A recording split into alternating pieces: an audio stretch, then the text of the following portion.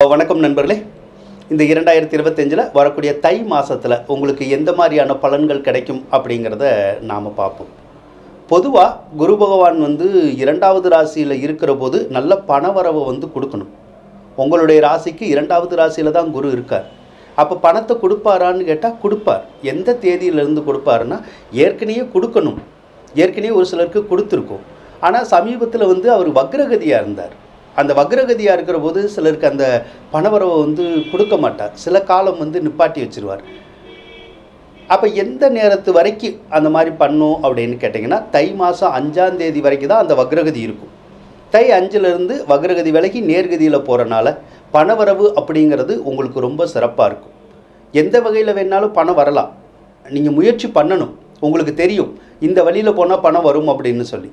அப்போது அந்த வரக்கூடிய வழிகளில் நீங்கள் போனீங்கன்னா முயற்சி பண்ணிங்கன்னா கண்டிப்பாக பணவரவு இருக்கும். அதே மாதிரி செல்வம் செல்வாக்கியம் இருக்கும். குடும்பத்தில் இருக்க பண கஷ்டம் எல்லாம் தீரும். கடன் காட்சியெல்லாம் கூட விலகும். ஏன்னா பணம் வரும் அப்படின்னு காமிச்சா நாம் கடன் அடைக்கிறதுக்குடைய சந்தர்ப்பங்கள் கிடைக்கும். பணம் வராதுன்னு காமிச்சா நம்ம கடன் அடைக்க முடியாது. ஆனால் இப்போ வரும்னு தானே காமிக்குது. அதனால் கடன் அடைக்கக்கூடிய சந்தர்ப்பங்கள் இருக்குது. அதனால் மன மகிழ்ச்சி ஏற்படும். மனசில் கடன் அடைக்கிற போது நிம்மதி கூட உங்களுக்கு பிறக்குங்க. உங்கள் வீட்டில் ஏதாவது சுபகாரியங்கள் இருந்தால் அந்த சுபகாரியங்கள் நடக்கும். இதுவரைக்கும் தடைபட்டிருந்தால் கூட இப்போ ஏதாவது ஒரு வகையில் நீங்கள் சுபகாரியம் செய்யலாம் அப்படின்னா தாராளமாக செய்ய முடியும். அதே மாதிரி கொடுத்த வாக்குறுதியை காப்பாற்ற முடியும். குடும்பத்தில் இருந்த சண்டை சச்சரவு பிரச்சனைகள் எல்லாம் விலகும். பிரிந்திருந்த குடும்பங்கள் கூட மீண்டும் ஒன்று சேர்றதுக்குடைய சந்தர்ப்பங்கள் இருக்கும். செவ்வாய் பகவானை பொறுத்தளவுக்கு ஒரு சிலரை நாம் எந்த வீட்டில் இருக்கமோ எந்த ஊரில் இருக்கமோ இருக்க விட மாட்டார். ஒரு சிலருக்கு வீடு மாற்றம் வரும், ஒரு சிலருக்கு ஊர் மாற்றம் வரும். ஒரு சிலருக்கு வீடு ஊர் மாற்றமெல்லாம் வராது. தாயாருக்கு உடல்நிலை பாதிப்பு வரும். இல்லைன்னா தாயாரோடு பகை ஏற்படுறதுக்குடைய சந்தர்ப்பங்கள் வரும். அதே போல் ஏதாவது ஒரு வகையில் சொத்துக்களில் பிரச்சனை வர்றதுக்குடைய சந்தர்ப்பங்களும் இருக்கும். ஆனால் இந்த பிரச்சனைங்கிறதெல்லாம் அந்த தை மாதம் 5ஆம் தேதி வரைக்கும் தான். அதே மாதிரி தை 5 வரைக்கும் உங்கள் வீட்டில் யார் ஒருத்தர் மேசராசியாக இருந்தால் கூட ஏதாவது ஒரு சொத்து வரணுங்கிற ஒரு விதி உங்களுக்கு இருக்குது. அப்போ சிலருக்கு கிரையம் வாங்கலாம் சொத்து, அப்படி இல்லைன்னா ஒத்தி வாங்கலாம். அப்படியும் இல்லை அப்படின்னா ஒரு சிலருக்கு இந்த பூர்வீக சொத்துக்கள் கிடைக்கும், அல்லது பாகவஸ்தியில் உள்ள சொத்துக்கள் கிடைக்கும், அல்லது வில்லங்கத்தில் உள்ள சொத்துக்கள் கூட கிடைக்கும். அப்போ அந்த மாதிரி ஏதாவது வில்லங்கத்தில் சொத்துக்கள் இருந்தால் நீங்கள் முயற்சி பண்ணிங்கன்னா தை 5க்குள்ளே அந்த சொத்துக்கள் உங்களுக்கு சேர்றதுக்குடைய வாய்ப்புகள் இருக்குங்க. தை 5க்கு அப்புறமா செவ்வாய் பகவான் 3ஆவது ராசிக்கு வந்துடுவார்.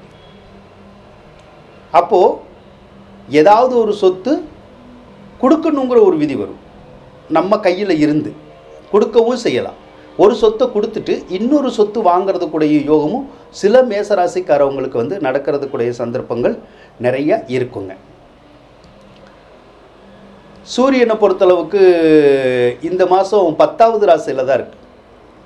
5ஆம் அதிபதி 10ஆவது ராசியில் இருந்தால் பெற்ற பிள்ளைகள்னால யோகம்னு அர்த்தம், நன்மைன்னு அர்த்தம். பெற்ற பிள்ளைகளுக்கு வேலை வாய்ப்புகள் கிடைக்கிறதுக்குடைய சந்தர்ப்பமெல்லாம் இருக்குங்க. அதே மாதிரி உங்களுக்கு கூட ஏதாவது அரசாங்க சம்மந்தப்பட்ட உத்தியோகமோ அல்லது ப்ரைவேட்டில் ஏதாவது உத்தியோகமோ கிடைக்கிறதுக்குடைய சந்தர்ப்பமும் இந்த தை மாதத்தில் உங்களுக்கு கிடைக்குங்க. குறிப்பாக அரசாங்க சம்மந்தப்பட்ட விஷயங்கள் எந்த ஒரு விஷயமாக இருந்தாலும் உங்களுக்கு நல்லபடியாக நடக்கும். கேது பகவானை பொறுத்தளவுக்கு 6ஆவது ராசியில் தான் இருக்கார். ஒரு சிலருக்கு இந்த பல்லில் பிரச்சனை அல்லது கண்ணில் பிரச்சனைங்கிற மாதிரி மட்டும் ஒரு சிலருக்கு வரும். எல்லாத்துக்கும் வர்றதுக்கான வாய்ப்புகள் இருக்காது.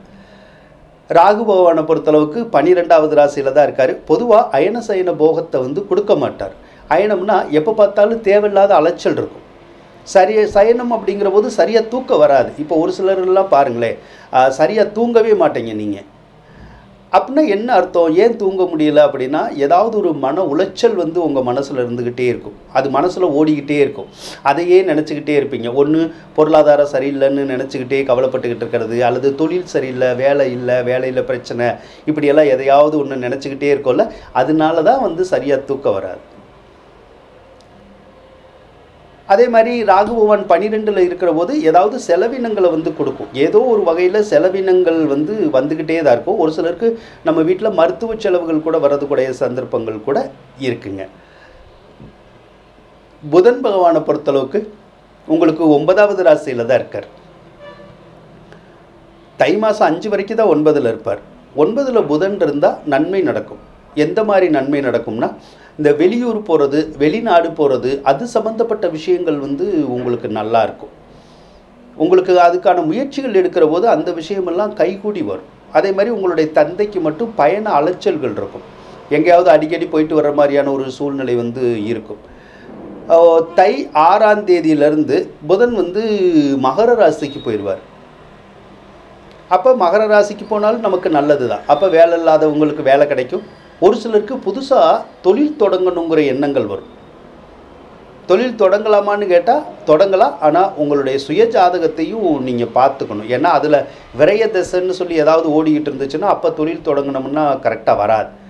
ஒருவேளை நல்ல தசாபுத்தி ஓடிக்கிட்டு இருந்தால் தாராளமாக தொழில் தொடங்கலாம், உங்களுக்கு நல்லா தான் இருக்கும். அதே மாதிரி நல்ல பேரு புகழெல்லாம் கூட கிடைக்கிறதுக்குடைய சந்தர்ப்பங்கள் இந்த மாதம் வந்து இருக்கும். சனி பகவானை பொறுத்தளவுக்கு 11வது ராசியில் தான் இருக்கார். 11ல் சனி இருந்தால் நல்லது தான். வாகனம் சம்மந்தப்பட்ட துறையில் இருக்கிறவங்களுக்கும் இரும்பு சம்மந்தப்பட்ட துறையில் இருக்கிறவங்களுக்கும் நல்ல முன்னேற்றங்களை வந்து கொடுக்கும். சில நேரத்தில் வேலை செய்கிறவங்களுக்கு மட்டும் அந்த வேலை மட்டும் நிலையாக இருக்காது. ஏதாவது ஒரு வகையில் வேலையில் வந்து தொந்தரவு இருக்கும். சமீபத்தில் சிலருக்கு வேலை போயிருந்திருக்கலாம், மறுபடியும் கிடச்சிருந்துருக்கலாம். ஒரு சிலருக்கு கிடைக்காம கூட இருக்கலாம். மறுபடியும் வேலை கிடைக்கிறதுக்குடைய சந்தர்ப்பமும் இப்போ இருக்க தான் செய்யுது. அதேமாதிரி இந்த வேலையில் தொந்தரவுங்கிறது கிட்டத்தட்ட ஒரு 2025 ஏப்ரல் வரைக்குமே கொஞ்சம் இருக்கும். அதுக்கப்புறம் அந்த வேலையில் தொந்தரவுங்கிற மாதிரியான சூழ்நிலைகள்லாம் வந்து உங்களுக்கு இருக்காது, நல்லா தான் இருக்கும். சுக்கிர பகவான் வேற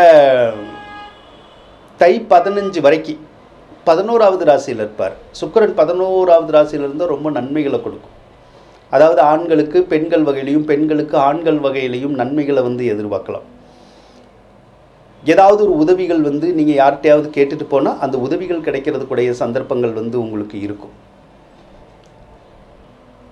அதே போல் ஒரு சிலருக்கு இந்த ஆடை ஆபரணம் சம்மந்தப்பட்ட துறையில் இருப்பாங்க, அல்லது கலைத்துறை கட்டடக்கலைத்துறையிலாம் இருப்பாங்க.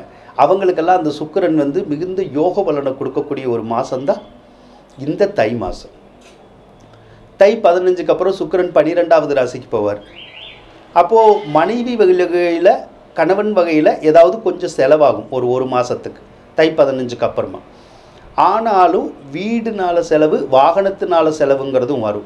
வீடுனால செலவுன்னா வீடு ஒரு சிலருக்கு கட்டக்கூடிய யோகங்கள் கிடைக்கும், அல்லது வாங்கக்கூடிய யோகங்கள் கிடைக்கும், அல்லது பழைய வீடு இருந்தால் திருத்தக்கூடிய யோகங்கள் இருக்கும். ஒரு சிலருக்கு வாகனங்கள் வாங்கக்கூடிய யோகங்கள் கூட கிடைக்கிறதுக்குடைய சந்தர்ப்பங்கள் இருக்குது. சிலருக்கு வீட்டுக்கு தேவையான ஆடம்பர பொருட்கள், எலக்ட்ரானிக் பொருள்களை எல்லாம் அந்த சுக்கிர பகவான் கொடுக்கறதுக்குடைய சந்தர்ப்பங்கள் வந்து உங்களுக்கு இருக்குங்க.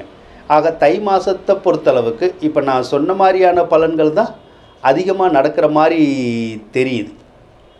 ஆக உங்களுக்கு இந்த தை மாதத்துலேருந்தே ஒரு நல்ல காலம் அப்படின்னு வந்து நம்ம சொல்லலாம். ஏன்னா ஏற்கனவே பல வருஷமாக சிரமப்பட்டுக்கிட்டே தான் இருக்கீங்க. இன்னியும் அந்த சிரமங்கள் வந்து சிலருக்கு வந்து குறையாமவே தான் இருக்குது. அது படிப்படியாக உங்களுக்கு குறைஞ்சிக்கிட்டே வருங்கிற மாதிரி தான் இருக்குது. அதனால் தைரியமாக இருங்க, தன்னம்பிக்கையோடு இருங்க. வாழ்க்கையில் கண்டிப்பாக ஜெயிக்கலாம். நன்றி நண்பர்களே.